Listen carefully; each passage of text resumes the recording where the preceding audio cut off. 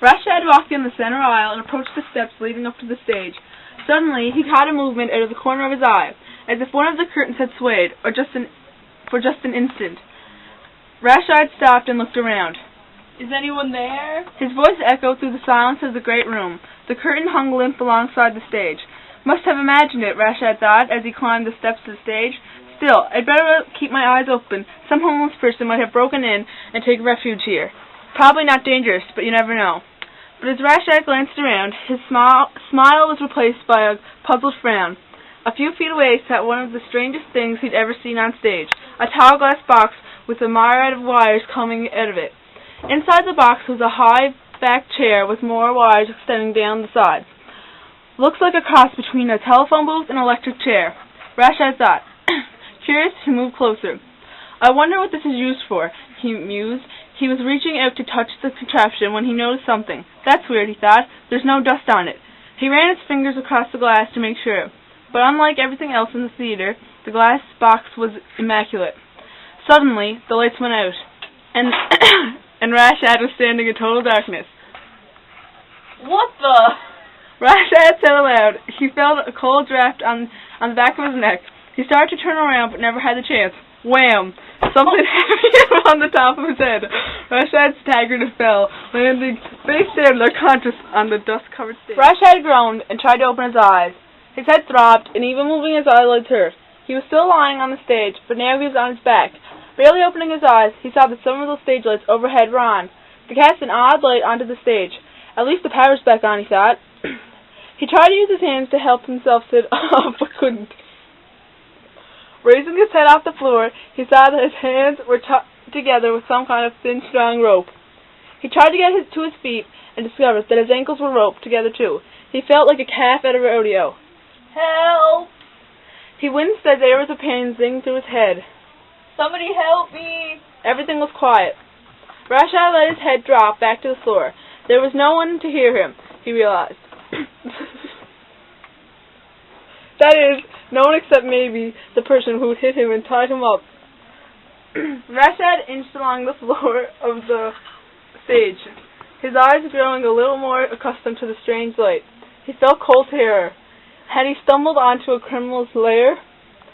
Chills crawled up his spine. What was going on here that would cause someone to attack him and tie him up? Somebody was coming. Rashad heard a determined step. The blurry figure of a tall but slightly stooped man appeared in the dark recesses of the stage. Who are you? What do you want? The man moved a little closer, but not close enough for Rashad to get a good look at him. Perfect.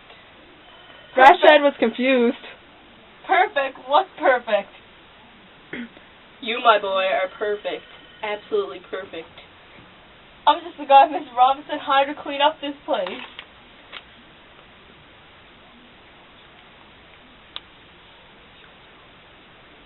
Oh, you'll find out soon enough. He turned to the side and seemed to be addressing someone nearby. Alright, get busy. From out of the shadows, Rashad saw a large figure appear. Suddenly, Rashad heard the auditorium door slam. Hey, Rash, you in here? Franklin, man, get the cops! You fool, you don't know what you're doing! He turned to the other figure. Let's get out of here.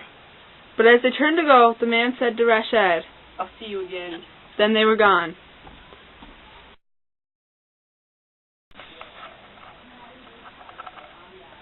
Rashad! I'm sorry. Stop! Strong rope. Oh my god. He tried to get to his feet and stumbled onto a criminal liar. He wondered. Blair! The blurry figure of a tall but slightly stooped man appeared in the dark recesses of the stage. Who are you? What do you want? The man moved a little closer, but not close enough for Rashad to get a good look at him. Perfect! No, man. Rashad was confused. No, that's and heard undetermined stuff. The blurred figure of a tall but slightly stooped man appeared in the darkness recesses of the stage. What's going on? Who are you?